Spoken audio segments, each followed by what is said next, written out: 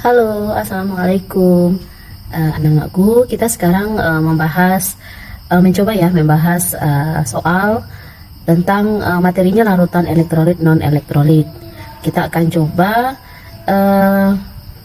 membuat dan mengulas soal untuk persiapan UH atau di semester barangkali yang materinya berhubungan dengan larutan elektrolit non elektrolit, ya.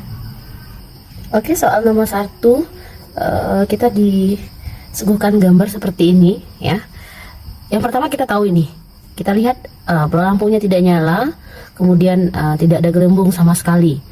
Gambar yang pertama ini kita tahu bahwasanya dia bukan larutan elektrolit, berarti termasuk larutan non elektrolit. Kita lihat nyalanya, berarti dia tidak nyala, ya, tidak nyala.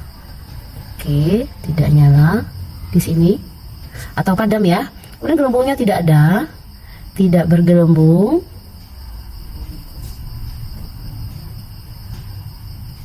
Kemudian alfanya bagaimana? Kalau misalnya yang larutan non elektrolit itu, nah, alfanya sama dengan, kita tahu alfanya sama dengan 0, ya. Nah, kita tahu sama dengan 0, berarti dia tidak terionisasi. Nah, kalau misalnya asam atau basanya bagaimana? Dia tidak asam, tidak basa, dan tidak garam, berarti dia netral. Ya, dia netral. Kemudian apakah dia elektrolit atau non elektrolit? Berarti dia non elektrolit. Oke, ini udah di praktikum juga sudah dijelaskan, ya. Kemudian yang kedua, gambar yang kedua ini kita nyata sekali kalau ini nyalanya terang sekali, ya. Nyalanya terang atau nyala gitu, ya. Gelembungnya banyak, berarti ada gelembung, bergelembung, ya. Kemudian alfanya bagaimana kalau elektrolit ini yang bergelembung banyak ini? Alfanya itu kuat, ya, alfanya sama dengan 1. Nah, ya. Kemudian asam, basa atau garamnya, dia termasuk asam, ada asam atau basa, dan ada garam. Nah, asam basanya ini bisa asam kuat, basa kuat, atau garam dia. Ya, bisa kamu buatkan di sini asamnya kuat atau basanya kuat, gitu, ya. Apakah dia termasuk larutan elektrolit? Ini memang termasuk larutan elektrolit. Berarti ini adalah larutan elektrolit, gitu, ya. Kemudian gambar yang ketiga, ini nyala tapi redup, kan hanya 2 ini, berarti dia redup, ya, nyala lampunya redup. Apakah dia ada gelembung? Sedikit, gitu, ya, sedikit. Kemarin waktu di praktikum ini ada yang tidak nyala, tetapi dia bergelembung, gelembungnya sedikit, ya. Kemudian alfanya bagaimana? Ini di antara 0 dan 1 alfanya, ya, berarti alfanya terletak antara 0 dan 1, gitu, ya. Oke, kemudian apakah dia termasuk asam? Bisa asam, asalnya asam lemah, ya, asam lemah. Kemudian basa, basa lemah. Nah, larutannya ini apa? Elektrolit.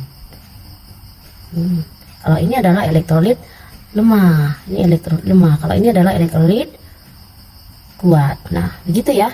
Jadi berdasarkan gambar kamu menganalisanya apakah ini larutan elektrolit, dan elektrolit apakah termasuk yang kuat atau yang lemahnya. Lihat alfanya, ya. Ini udah dibahas juga.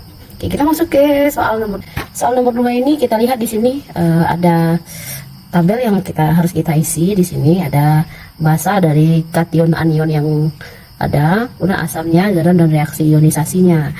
Oke, kita coba nomor 1. Kalau Na ini kalau basanya berarti OH, ya, penambahan OH min. Nah, kita coba di sini OH min, ya. Kalau ini H+. Nah, ingat, ya. Kemudian OH-nya pasti di belakang, gitu, ya.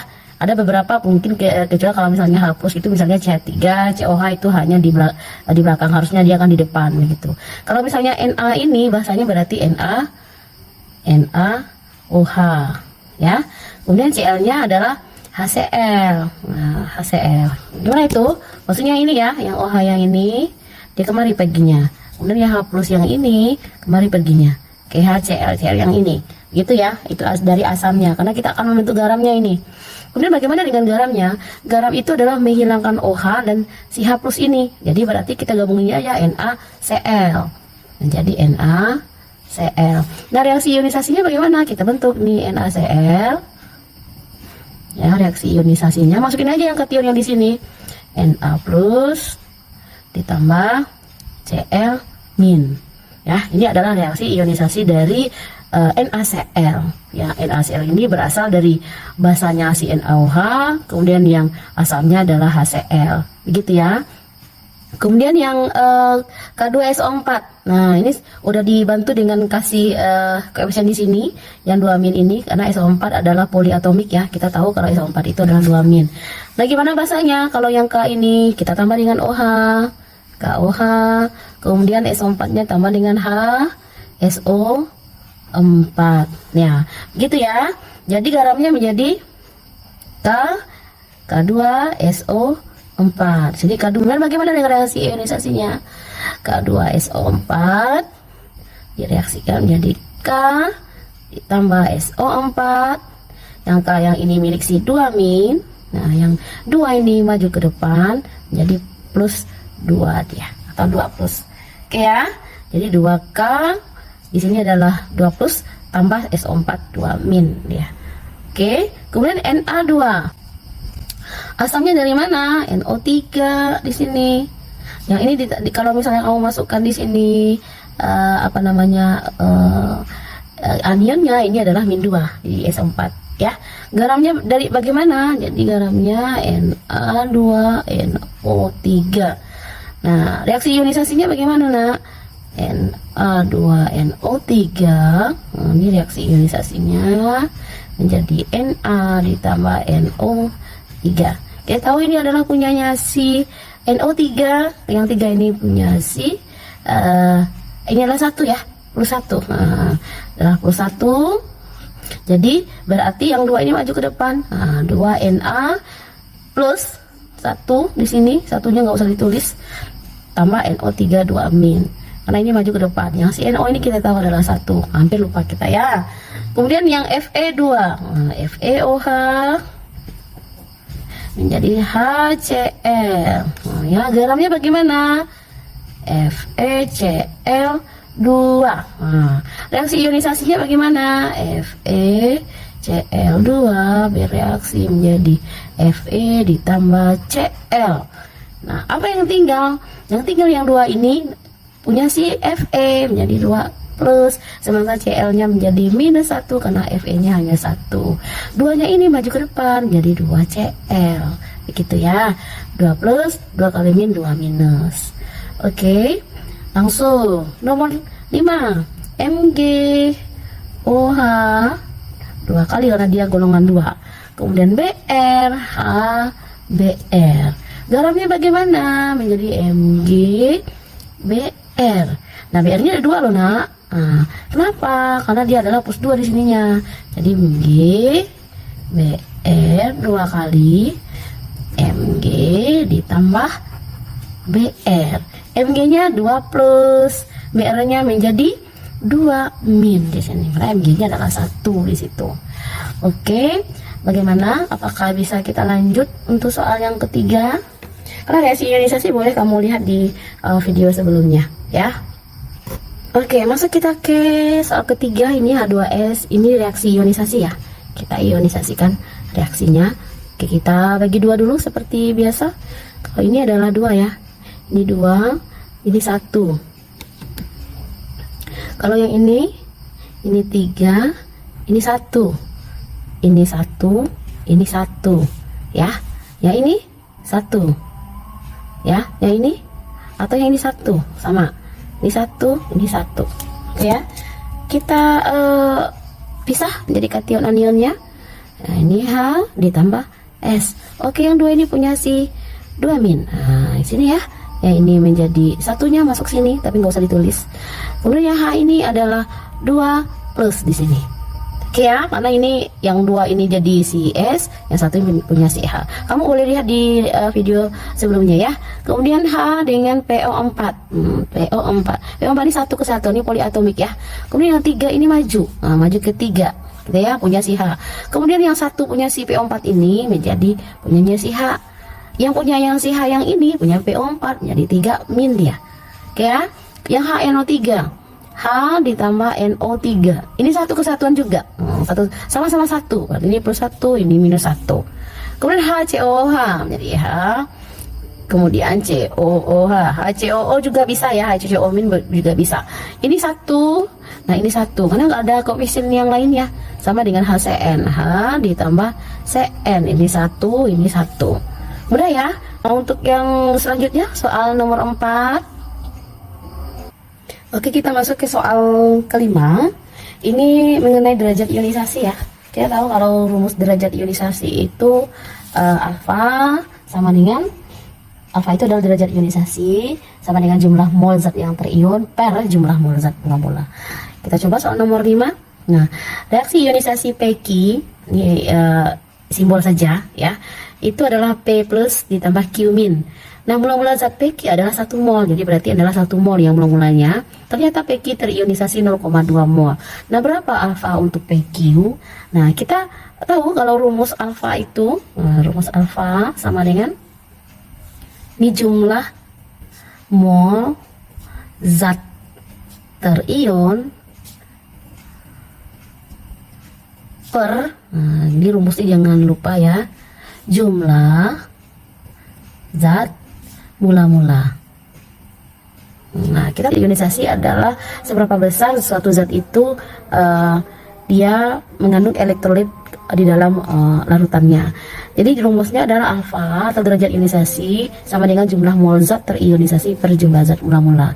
Kita masukkan saja alfa sama dengan 0,25 karena ini terionisasi khusus ini per 1 mol. Nah, per 1 mol jelas sama dengan 0,25 mol. Ini mudah aja ya, tinggal masukin angka saja. Ini pemanasan.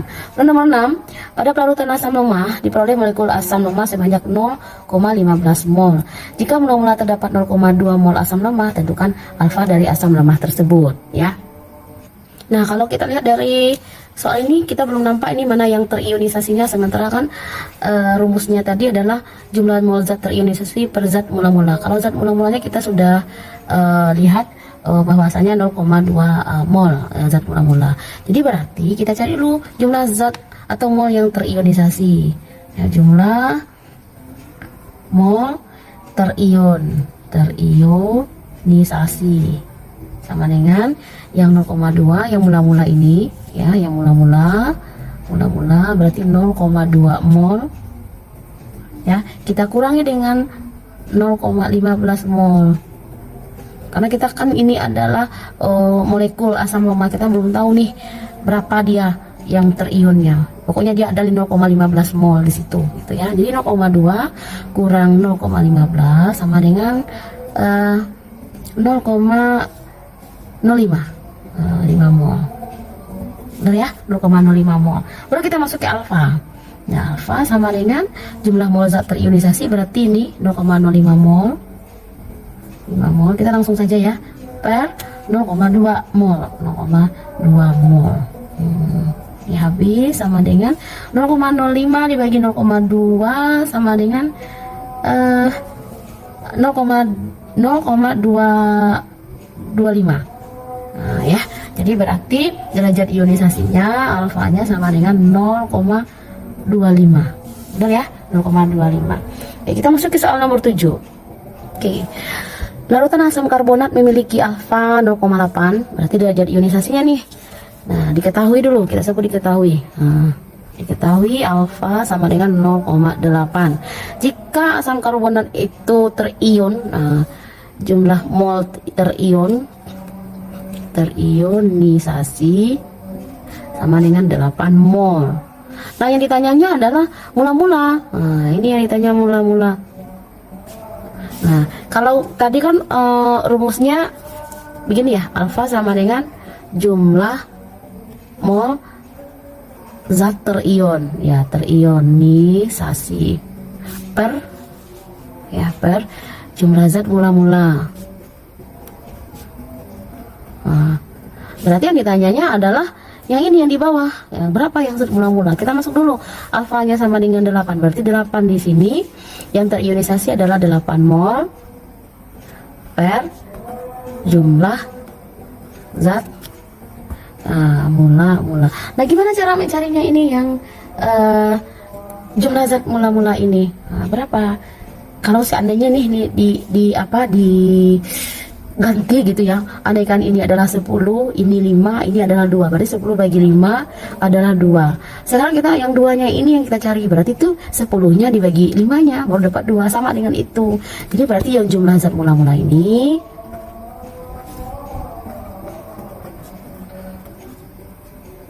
sama dengan yang jumlah apa namanya ini, jumlah mol yang terion. Nah, jadi mol terion dibagi dengan alfa. Nah, gimana caranya itu? Kita masukin saja. Berarti 8 mol per 0,8. Oh ya, sorry, ini 0,8 ya. 0,8. Berapa itu? 8 mol bagi 0,8 sama dengan 10 mol. Nah, gitu ya. Oke ya. Jadi tinggal dibalik saja rumusnya. Gitu. Oke, kita masuk ke soal nomor 8 ya, yaitu larutan NH4OH yang alfanya 25%. Jika mula-mula terdapat 0,2 mol basa dalam larutan, berapa mol basa yang terionisasi? Oke, kita masukkan dulu ya, sama seperti ini rumusnya. Alfa sama dengan mol terion, jumlah mol zat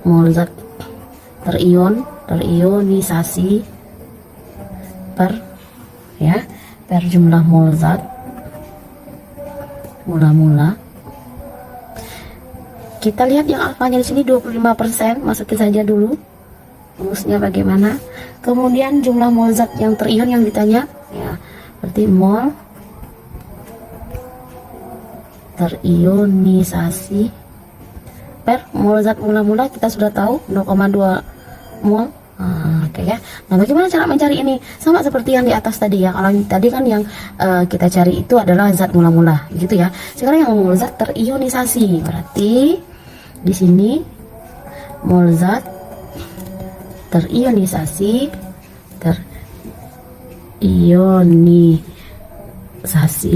sama dengan, bagaimana caranya itu? Ini kelihatan nggak ya? Nah, berapa mol zat terionisasi? Berarti ini kali silang ya. Kali silang berarti 25%. 25% ini sama dengan 25/100 dikali 0,2 mol. Nah, ini kali-kali ya. Oke, kita coba 25/100. Kalau ini adalah 2/10 ya. Yang ini kalau 0,2 berarti 2/10 karena 1 ini kalau dikali silang kan 1, diambil komanya kan 1 gitu ya. Kita coba kali silang atau dibagi silang begini. Ini 1, ya ini adalah 500 ya, 500. Jadi berarti ini adalah ini 50 maksudnya, saya lupa sorry, 25/500. Ini baru 500, kalau 50 kali 10 baru 500 ya.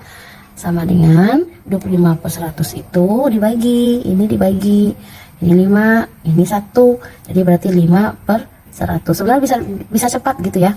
5 bagi 100 berarti 0,05 mol ya. Mol.